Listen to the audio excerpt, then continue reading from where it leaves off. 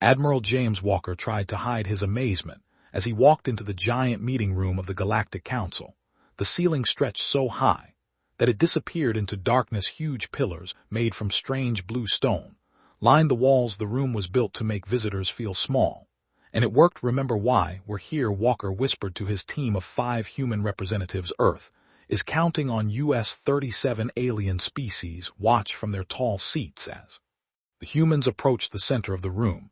Some had too many eyes, others had skin that changed colors. A few looked almost like giant insects. All of them stared down at the humans, with what Walker could only read as cold interest. At the highest seat sat the Vex High Chancellor Morai. His gray skin was wrinkled with age, and his long fingers tapped impatiently on the arm of his chair.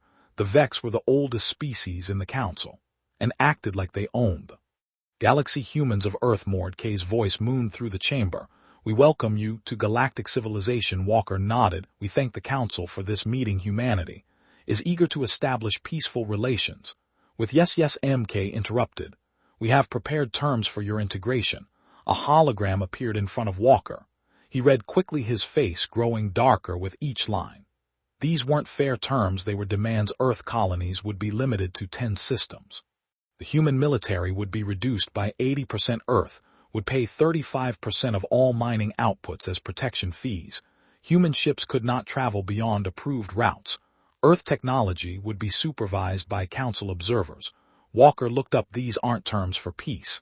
They are terms for surrender. A ripple of what might have been laughter moved through the alien representatives. Your species is young and violent, said a red-skinned alien to Moore's right. These measures ensure the safety of all. Walker stood straight. Humanity has overcome its violent past. We've united our planet and reached the stars peacefully. After how many wars, asked another alien.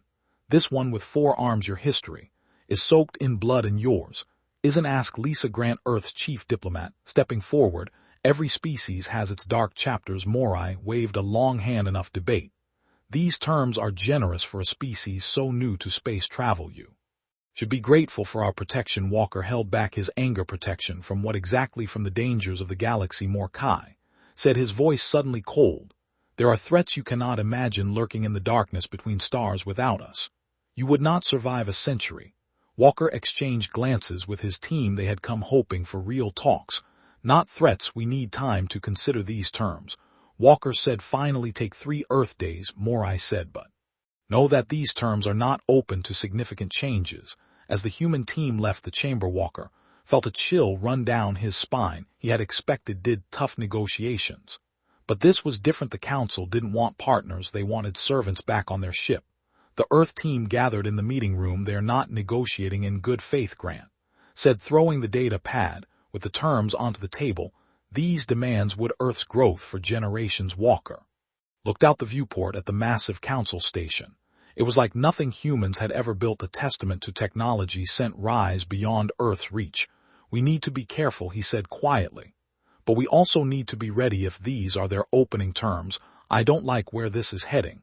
He didn't say what everyone was thinking, that humanity might have to stand alone against the galaxy. But as he looked at the determined faces of his team, he knew one thing for certain: humans didn't bow to bullies, not even ones from the stars. 3 days passed quickly on the council station. The human team spent every hour studying the terms, looking for any room to negotiate. They found none. It's our final meeting today, Admiral Walker told his team as they prepared. Let's see if they're willing to listen to reason. Lisa Grant shook her head. I've met with 6 different council members. None of them budged even a little. Walker nodded. He had expected this, but still felt disappointed. The main council chamber seemed even larger than for Walker. Noticed more aliens in the viewing areas. News of the human delegation had spread, and many wanted to see the newcomers. High Chancellor Mordecai looked down at the humans with his yellow eyes. Has Earth considered our generous terms? Walker stepped forward. We have prepared a counter offer. Murmurs spread through the chamber.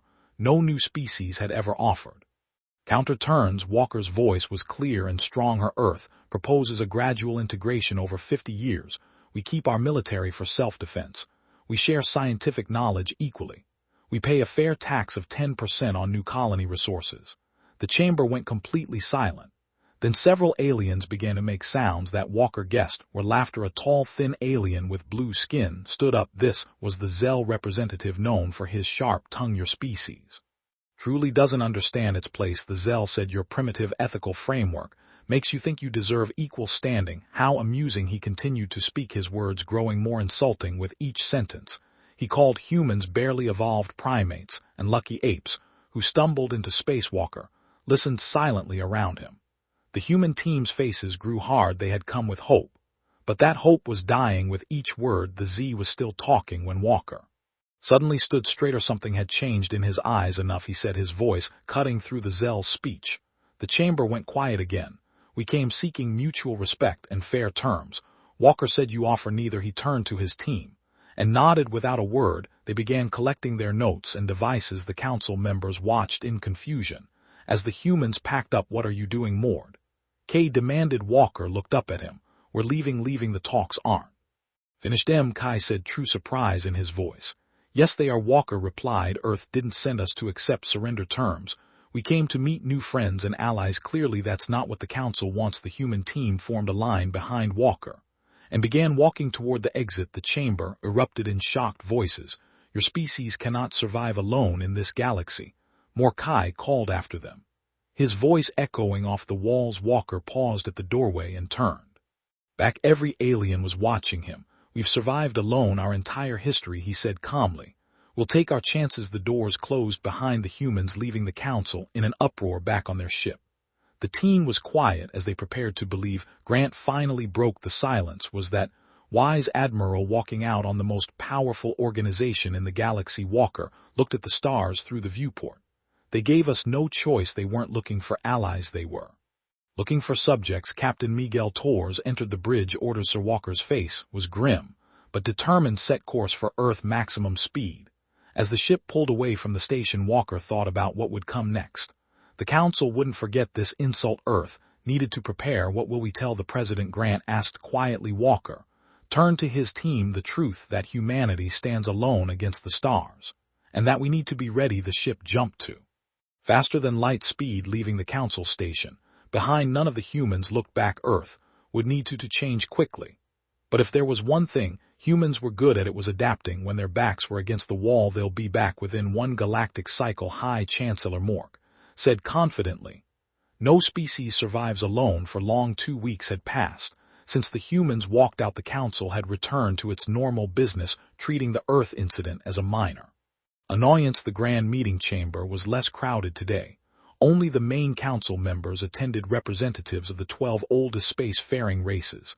They sat in their high seats discussing the human departure with little concern. Perhaps we should send a small fleet to Earth, suggested the Zell representative. A show of strength might help them understand reality. Mordecai waved a long-fingered hand. Not necessary. Let them sit alone for a while. Fear will do our work for us. The Vex had ruled the council for thousands of years. In that time, many new species had joined the galactic community. All eventually accepted the Vex's leadership, either willingly or through force. Only Ta, representative of the Ardani, seemed troubled. The Ardani had joined the council only 300 years ago, recently by galactic standards. I studied human history, she said, her voice soft but clear. They are more adaptable than we might think. The other council members turned to look at her. Taa was young by their standards, her blue-gray skin still smooth, her 4 eyes bright with intelligence. What do you mean? Asked Morai, more curious than concerned. Tella stood, activating a hologram. It showed Earth's history of wars, technological jumps, and societal changes in just 300 years. They went from horse-drawn carriages to spacecraft. She explained their entire history is marked by rapid adaptation to new threats. The Zell laughed, a hissing sound. Many species develop quickly. Then plateau. Humans are no different. Perhaps, Telek conceded. But I recommend caution. Cornered animals are often the most dangerous. Sighed. Your concern is noted, Ta.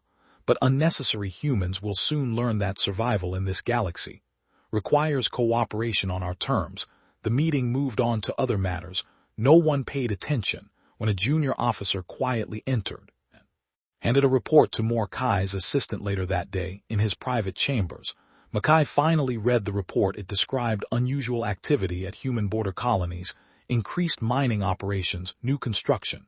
Ships moving in patterns that suggested military training. For a moment Mordecai felt a flicker of concern. Then he dismissed it.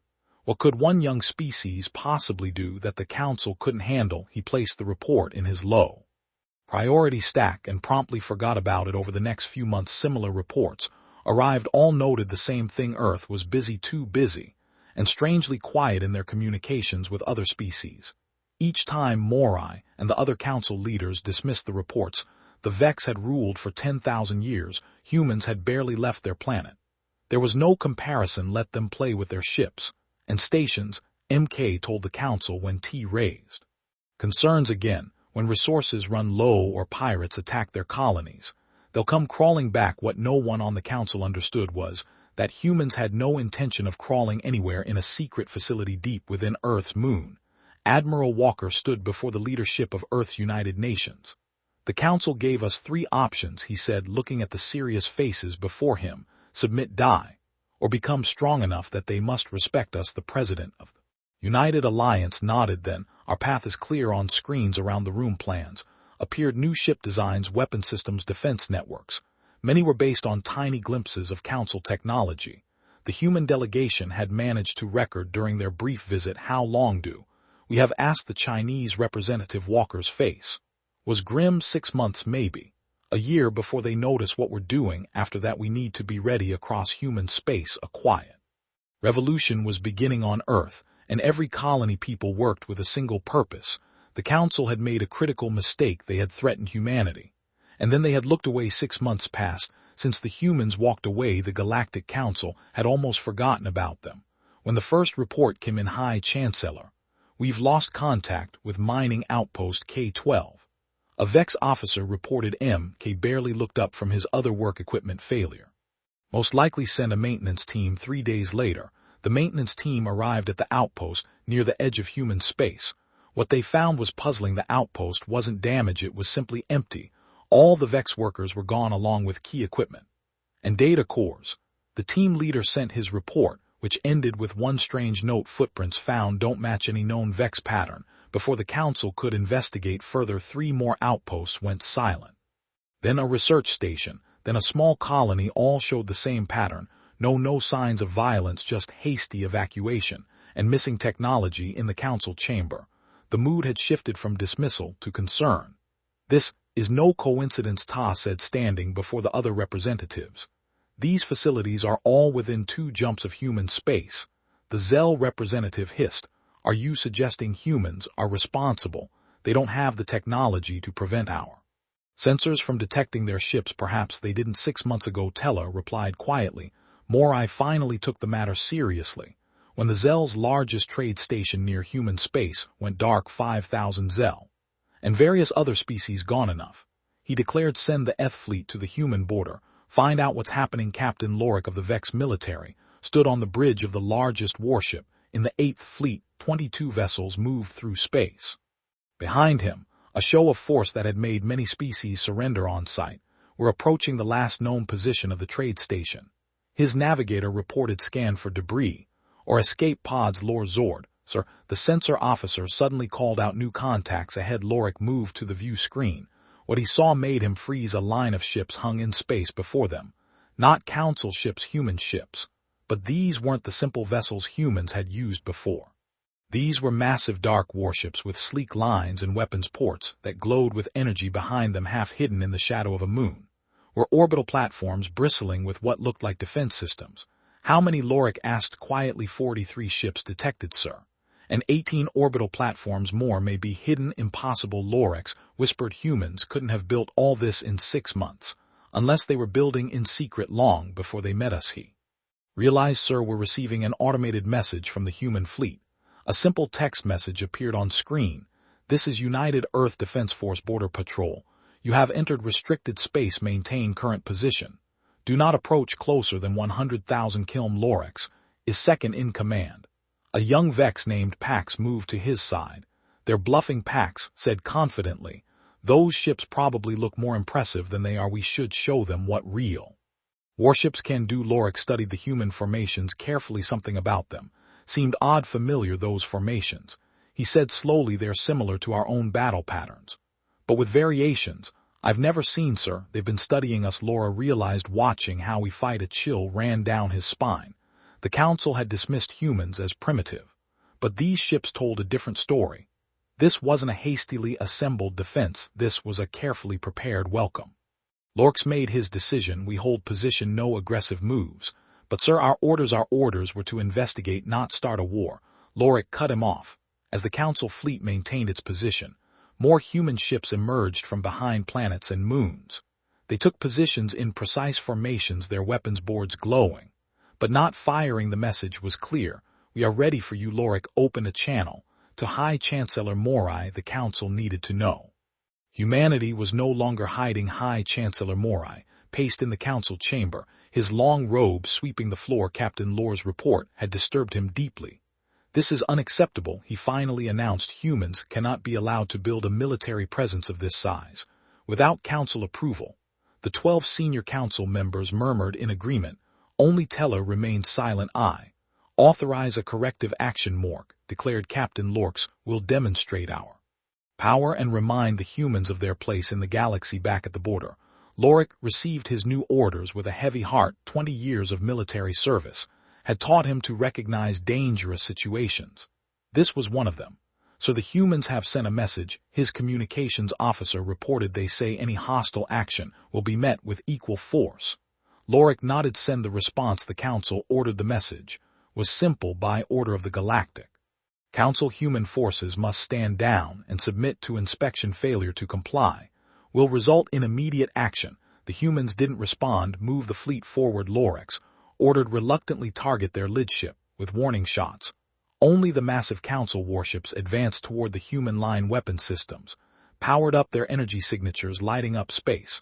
So the sensor officer called. The human ships are changing on the view screen. Lorx watched as the human vessels shifted position. Some seemed to sh and partially disappear from sensors, others rotated to present different weapon arrays for warning shots.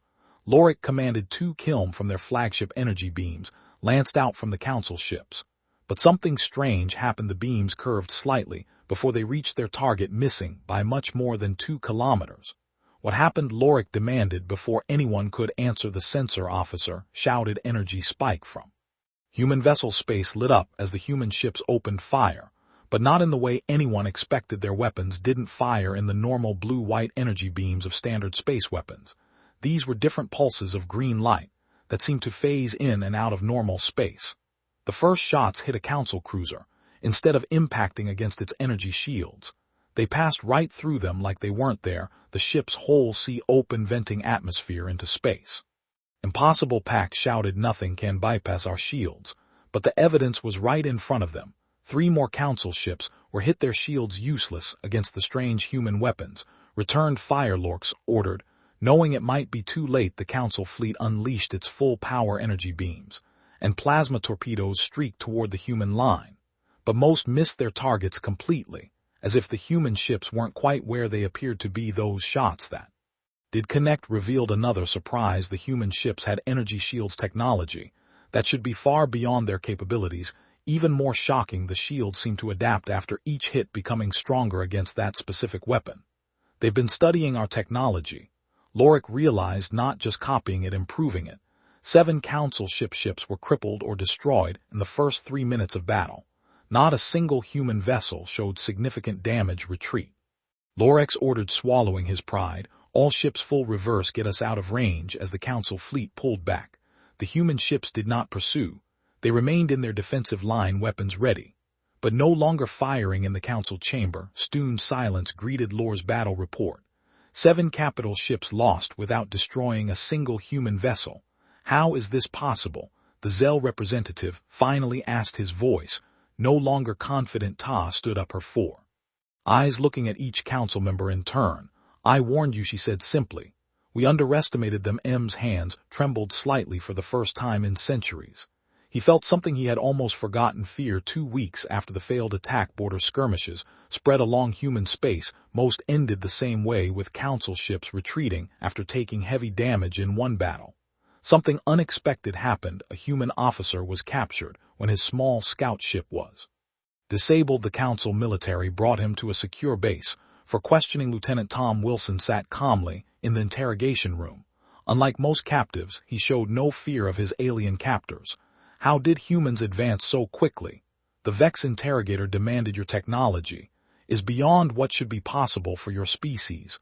Wilson simply stared back silent after hours of questioning. With no results, TAA requested permission to speak with the prisoner. Mordecai agreed, desperate for answers. TAA entered the room alone and sat across from Wilson. I am not here to threaten you, she said gently. I truly want to understand. Wilson studied her for a long moment. Something about this four-eyed alien seemed different from the others. You really want to know? He finally asked. We never wanted war. Then why prepare for one? TAA asked. Because you left us no choice, Wilson replied. When Admiral Walker returned from the peace talks, he brought back more than just rejection. He brought data. Wilson leaned forward. Our scientists studied the council station.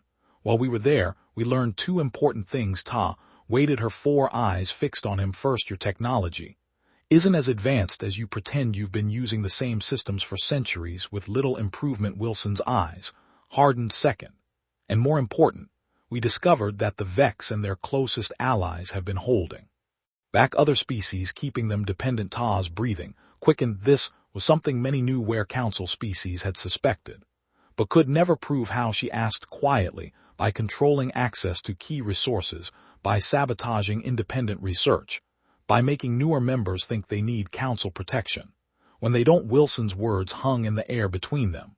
We decided that if the council wouldn't accept us as equals, we would have to protect ourselves, he continued. But we didn't just build weapons, we reached out. To whom? TAA asked, though she already suspected the answer. To other species like yours, those who joined the council recently, those who are treated as second-class citizens in the council chamber. Chaos erupted. TAA had shared Wilson's revelations, and several representatives of newer species were demanding answers. Is it true? The Ardani representative shouted at Morai. Have you been deliberately keeping us as technologically dependent? The Zell representative stood. These are human lies. They're trying to divide us. Then explain why our scientific breakthroughs mysteriously fail whenever we research certain technologies, demanded the Norva representative, another Nor species.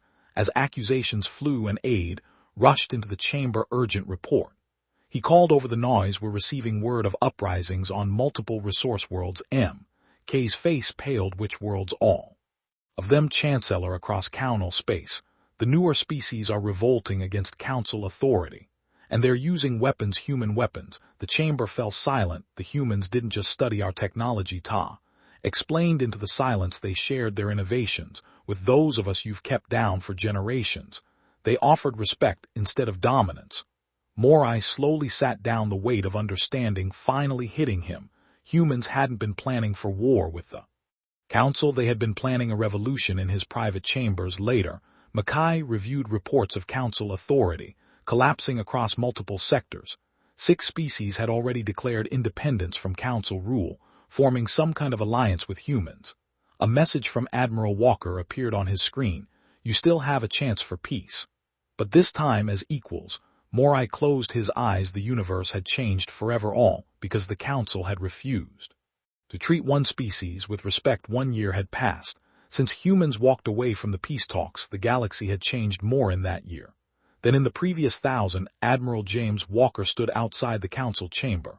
Straightening his uniform with him were representatives from 6 former council species who now formed the coalition of independent systems alongside humanity.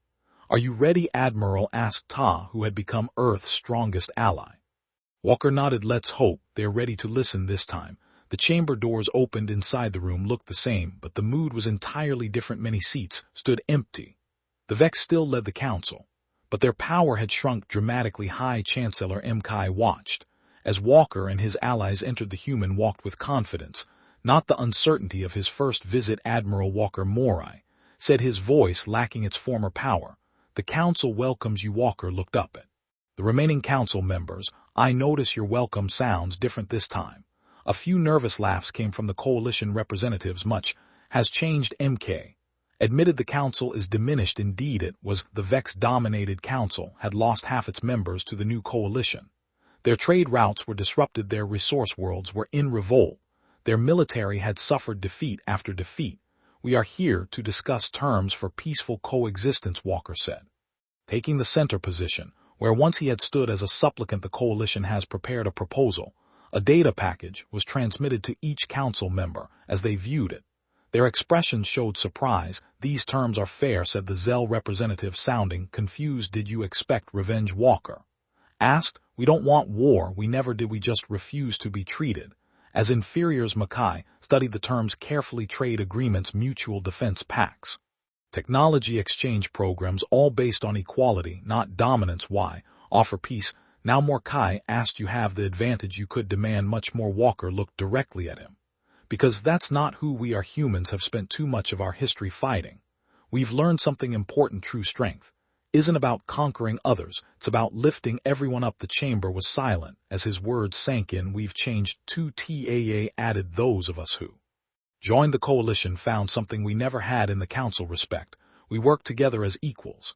And we've advanced more in 1 year than in centuries under your rule." Negotiations continued for hours. When they finished, both sides had agreed to basic terms. A new galactic order was taking shape, one based on cooperation instead of control. As the meeting ended, Morai asked to speak with Walker privately in a small room off the main chamber. The ancient Vex looked at the human with new eyes. "I must know," he said quietly. "How did humans advance so quickly? How did you unite so many species against us?" Walker smiled slightly. "The answer to both questions is the same for most of our history. Humans fought each other. We were divided by borders, languages, beliefs. We nearly destroyed ourselves multiple times." His eyes met Morai. "When you threatened us, you gave us something rare: unity of purpose, all humans working together instead of against each other. And when we reached out to other species with respect instead of demands, they joined us willingly." MK nodded slowly, finally understanding. "We mistook your desire for peace as weakness." He admitted a common mistake. Walker said, "Peace isn't the choice of the weak, it's the wise choice of the strong." As left to rejoin his team, he looked back at the council chamber. The peace that would grow from today wouldn't be perfect.